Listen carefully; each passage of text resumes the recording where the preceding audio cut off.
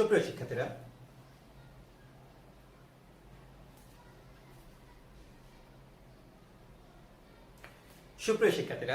আসসালামু আলাইকুম। আমি মোহাম্মদ মাসুদুর রহমান, প্রভাষক পদার্থবিজ্ঞান, রাজধানী আইডিয়াল কলেজ। আজকে আমি তোমাদের আরো একটা ক্লাস নিয়ে হাজির হয়েছি। নিশ্চয়ই তোমাদের মনে আছে, আমরা পড়ছিলাম পদার্থবিজ্ঞান দ্বিতীয় পত্র, অধ্যায় 1 তাপগতিবিদ্যা। গত ক্লাসে আমি তোমাদের তাপীয় ইঞ্জিন এবং কার্নো ইঞ্জিন সম্পর্কে পড়িয়েছিলাম। এছাড়া কার্নো চক্র সম্পর্কেও তোমাদের পড়িয়েছি একই ক্লাসে। আজকে আমরা পড়ব তাপীয় ইঞ্জিনের দক্ষতা। তাপীয় ইঞ্জিনের দক্ষতা। যাই হোক, সেটা কার্নো ইঞ্জিন হোক বা অন্য কোনো তাপীয় ইঞ্জিন হোক, তার দক্ষতা সূত্রটা অনেকটা একই। মনে করো, কোন একটা ইঞ্জিন T1 তাপমাত্রার বস্তু থেকে Q1 পরিমাণ তাপ শক্তি গ্রহণ করে T2 তাপমাত্রার বস্তুতে Q2 পরিমাণ তাপ ছেড়ে দিল। এখন Q1 আর Q2 পরিমাণ তাপ, Q1 পরিমাণ তাপ নেছে আর ছেড়ে দিয়েছে Q2 পরিমাণ।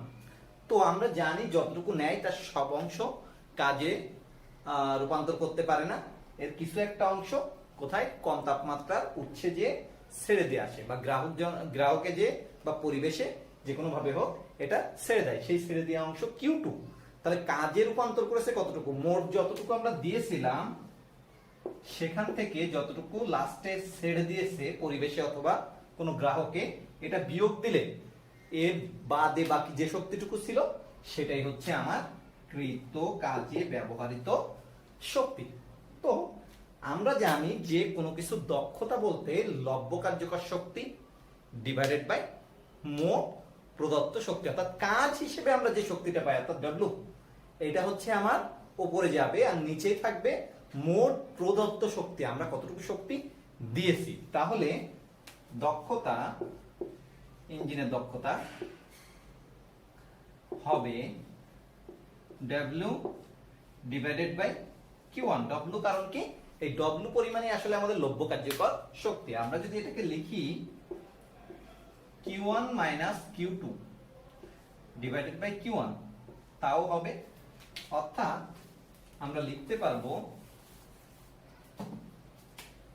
সমান সমান Q1 divided by Q1 minus Q2 divided by Q1।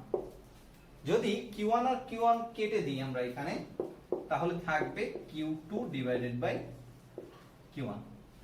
এটাই মূলত আমার দক্ষতা। তবে দক্ষতাতে যদি আমরা শতকরাই হিসাব করি তাহলে অবশ্যই 100% এখানে গুণ অবস্থায় থেকে যাবে, 100% আমরা এইভাবে লিখতে পারি। তাহলে এই মূলত আমাদের কর্মদক্ষতা। কর্মদক্ষতাকে এটা অথবা এটা, এই দুইভাবে যে কোনো একভাবে আমরা লিখতে পারি, বা দক্ষতা বলা হয়ে থাকে এটাকে। এখন কথা হচ্ছে এই যে দক্ষতা, এই দক্ষতা কি পরিমাণ তাপ নিল, কি পরিমাণ তাপ দিল এর উপর নির্ভর করে। কিন্তু আমাদের বেশিরভাগ গাণিতিক সমস্যার সময় কি পরিমাণ তাপ নিল, কি পরিমাণ তাপ দিল এই সম্পর্কে কোনো কিছু বলা হয় না, বরং কত তাপমাত্রার বস্তু থেকে, উৎস থেকে তাপ নিল এবং কত তাপমাত্রার পরিবেশ বা গ্রাহকে যে তাপ ছেড়ে দিল এ সম্পর্কে বলা থাকে। এই জন্য আমরা এখানে একটা সম্পর্ক স্থাপন করব। মূলত এই সম্পর্ক স্থাপন করার জন্যই এই লাইনটা তৈরি করা হয়েছে। দক্ষতাকে আমরা ইটা দ্বারা প্রকাশ করি। তাহলে ইটা এর মান, এটাও রাইট, এটাও রাইট। তো দেখা যাক এখন কি আসে। কার্নো ইঞ্জিনের তথ্য অনুসারে Q সমানুপাতিক T, অর্থাৎ Q1 বাই T1 সমান সমান Q2 বাই T2, বা Q1 ডিভাইডেড বাই Q2 সমান সমান T1 ডিভাইডেড বাই T2, বা আমরা বলতেই পারি যে উল্টে দিলে Q2 ডিভাইডেড বাই Q1 সমান সমান T2 ডিভাইডেড বাই T1। অর্থাৎ আমরা যদি Q2 ডিভাইডেড বাই Q1 এর মানটা এখানে বসাই তাহলে পাবো 1 minus T2 divided by T1 into 100%। এটাই দক্ষতা তাপমাত্রার সাহায্যে। ইচ্ছা করলে এটাকে লসাগু করে এইভাবে বলা যাবে T1 মাইনাস T2 ইনটু 100%। এই মূলত আমাদের তাপমাত্রার সাহায্যে দক্ষতা সূত্র। এটাও রাইট, এটাও রাইট। আর তাপমাত্রা দিয়ে তো আমি শুরুতেই বললাম, করে দেখালাম। তো এই সূত্রটা ব্যবহার করে আমাদের গাণিতিক সমস্যার সমাধান কিন্তু করতে হবে। তাহলে এখন আমরা গাণিতিক সমস্যার সমাধান করি, দেখা যায়।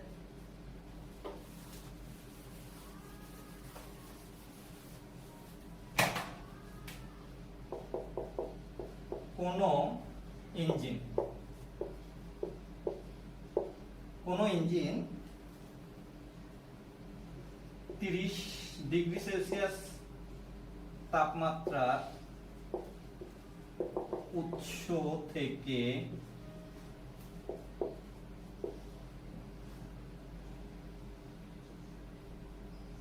তাপ গ্রহণ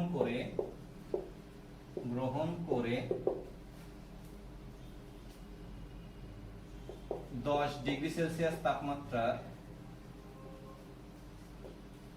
উৎসে গ্রাহকে তাপ বর্জন করল।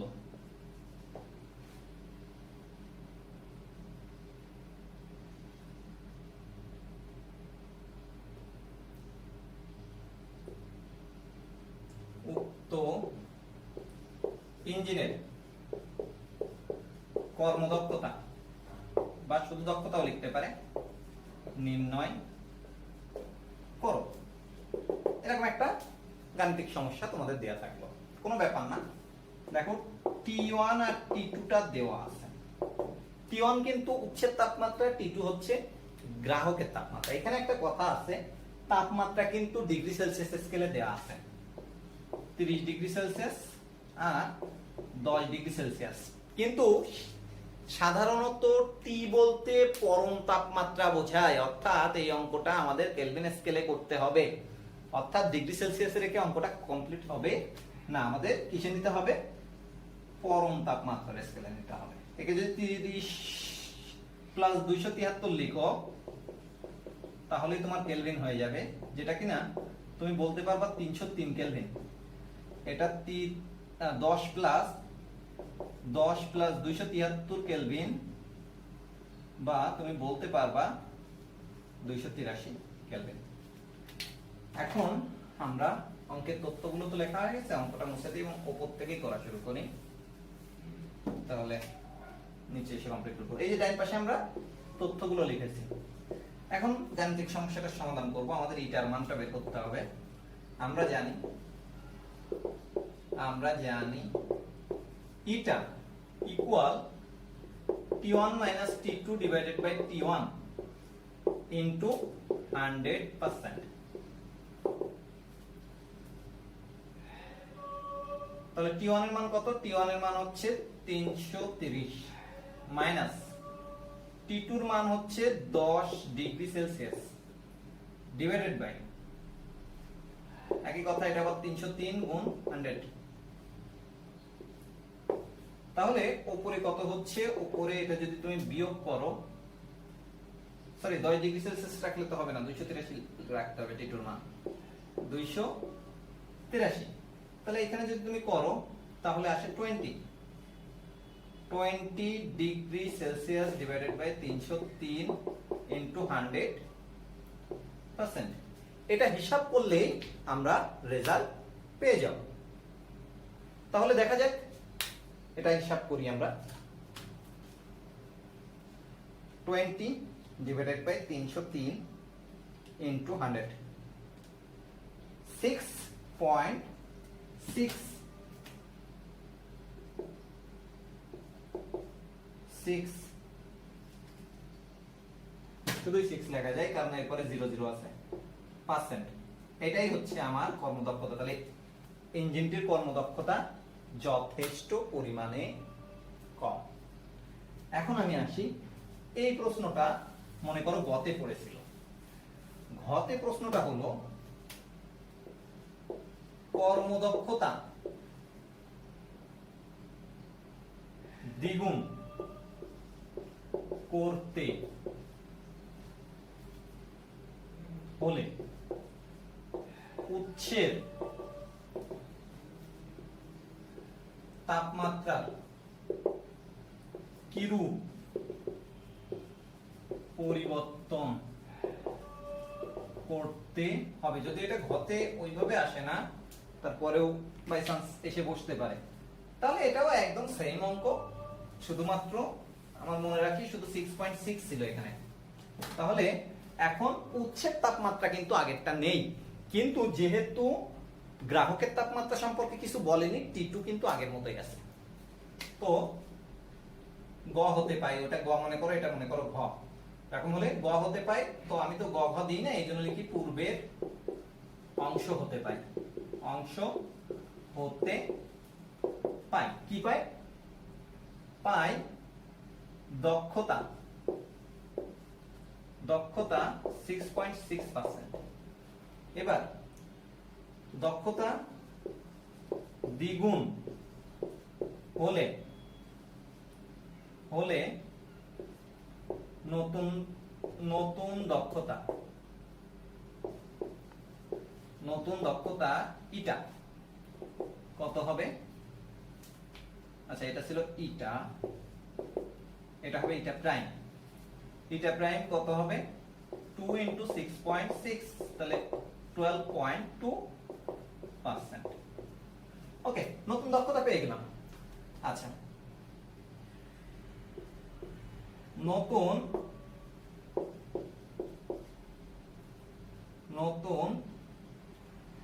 গ্রাহকের, গ্রাহক তো পুরোনোটাই আছে, নতুন উৎসের তাপমাত্রা বা বর্তমান উৎসের তাপমাত্রা, এটা লিখলেও হবে।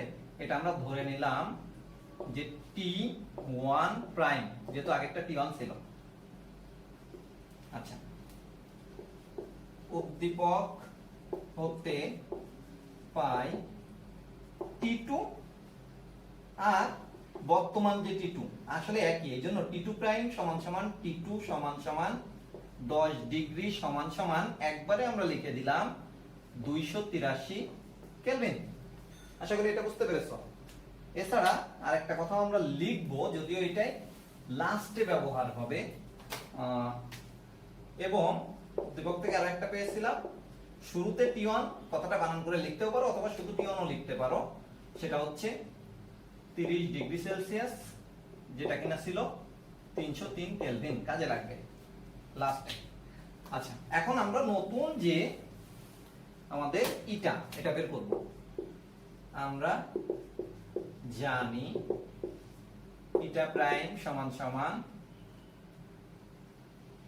আর T1 prime minus T2 prime divided by T1 prime into 100%।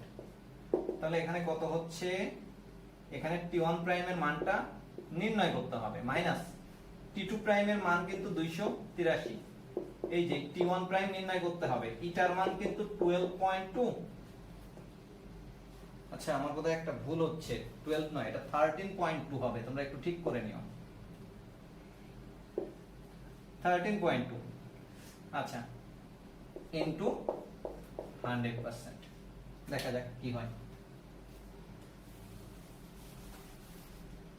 আমরা একটু কোনাকুনি গুণ করি, এটার সাথে এটা গুণ করে দিই, 13.2 T1 আর এটা গুণ করে দিই এখানে। তাহলে এটা যদি আমরা হিসাব করি, এখানে একটা পার্সেন্ট আছে, উভয় পাশ থেকে পার্সেন্ট উঠে গেল, তাহলে 100 যদি এখানে গুণ করি, তাহলে 100 T1 প্রাইম মাইনাস 283। দুঃখিত, এখানে 100 যেহেতু গুণ 283 না, 228 সাথে 300। আশা করি বুঝতে পেরেছো। 13.2 T1 মাইনাস 100 T1 প্রাইম আছে সমান সমান মাইনাসের 28300, বা এটা যদি আমরা বিয়োগ করি মাইনাসের 86.8 T1 প্রাইম সমান সমান মাইনাস 28300। উভয় পাশ থেকে মাইনাস উঠে গেল, আমরা T1 প্রাইম সমান সমান 28300 ডিভাইডেড বাই 86.8 বলতে পারি। দেখা যাক কি হয়। 28300 ডিভাইডেড বাই 86.8 করলে আমার আসে 326। অর্থাৎ আমার বর্তমান T1, আমি এখানে লিখলাম, ওটা রেখে দিলাম, ওটা এখন লাগবে। ওটা যদিও আমার উপরে আছে কিন্তু এটা নেই মনে করো। আচ্ছা, এটা মনে থাকবে তোমাদের কত ছিল। আচ্ছা, তাহলে T1 প্রাইম সমান সমান কত বললাম? 326.04 326.04 কেলভিন। মোটামুটি এটাই হচ্ছে আমাদের কি নতুন তাপমাত্রা কেলভিন স্কেল। আর T1 ছিল আবার T1 সমান সমান 303 কেলভিন হওয়ায় তাপমাত্রার পরিবর্তন হবে 326.04 কেলভিন মাইনাস 303 কেলভিন। এটা যদি করা হয় দেখা যায় 23.04 কেলভিন পরিমাণ তাপমাত্রার পরিবর্তন করতে হবে। এখানে একটা কথা, শুধু কেলভিন নয়, এটা যদি তুমি ডিগ্রি সেলসিয়াসও লেখো তাও ভুল নেই। এটা যদি 0.4 ডিগ্রি সেলসিয়াসও লেখো তাও ভুল নেই। তোমরা বলতেই পারো স্যার একটু আগেই বললেন কেলভিন আর ডিগ্রি সেলসিয়াসের মধ্যে পার্থক্য হচ্ছে 273। ডিগ্রি সেলসিয়াস থেকে কেলভিনে যেতে 273 যোগ করতে হয়। তাহলে কেলভিন থেকে ডিগ্রি সেলসিয়াস আসতে অবশ্যই 273 বিয়োগ করতে হবে, এই বিষয়ে কোনো সন্দেহ নেই। কিন্তু একটা জিনিস মনে রাখবা, সেটা হচ্ছে তাপমাত্রা। আর তাপমাত্রার পার্থক্য, এই দুটোর মধ্যে কোনো পার্থক্য নেই। 30 ডিগ্রি সেলসিয়াস তাপমাত্রা আর 30 ডিগ্রি কেলভিন এক না, কিন্তু 30 ডিগ্রি সেলসিয়াস তাপমাত্রার পার্থক্য এবং 30 ডিগ্রি কেলভিন তাপমাত্রার পার্থক্য একই জিনিস। কারণটা হচ্ছে এই যে মনে করো 50 ডিগ্রি সেলসিয়াস আর 30 ডিগ্রি সেলসিয়াস যখন বিয়োগ করবা তোমার কিন্তু 20 ডিগ্রি, আচ্ছা এখানে 20 দিলাম, তাহলে এখানে 30 হবে। 30 ডিগ্রি সেলসিয়াস হলো, কোনো সন্দেহ নেই। এবার এটাকে কেলভিনে নাও, 273 প্লাস 50 যদি তুমি করো তাহলে আসবে হচ্ছে 273 প্লাস 50 যদি করা হয় তাহলে 323 ডিগ্রি সেলসিয়াস মাইনাস এটা যদি করো 20 যোগ করলে 293। তুমি করে দেখো কেলভিনে যখন এটাকে নিলা তুমি তখন এটা বিয়োগ করে দেখো 30 ডিগ্রি কেলভিন বা শুধু 30 কেলভিন লেখা যায়, সেম হয়, পার্থক্যে একই হয়, কিন্তু স্বাভাবিক হলে সেটা একই হয় না, 273 কম বেশি হয়। এই ধরনের অঙ্ক তোমাদের আসতে পারে। তবে এর সাথে সাথে আমি এখান থেকে আরেকটা জিনিস তোমাদেরকে আমি ব্যাখ্যা করব। সেটা হচ্ছে আমরা দেখলাম যে এটা সমান সমান 1 minus T2 divided by T1 into 100%, অর্থাৎ T2 ডিভাইডেড বাই T1। এখানে স্পষ্ট যে T2 হচ্ছে গ্রাহকের তাপমাত্রা, T1 হচ্ছে উৎসের তাপমাত্রা, অর্থাৎ T1 অবশ্যই T2 এর চেয়ে বড়। তাহলে তাই যদি হয় তাহলে অবশ্যই 1 is lesser than T2 divided by T1, অর্থাৎ T2 divided by T1 আমরা এখান থেকে বলতেই পারি যে 1 minus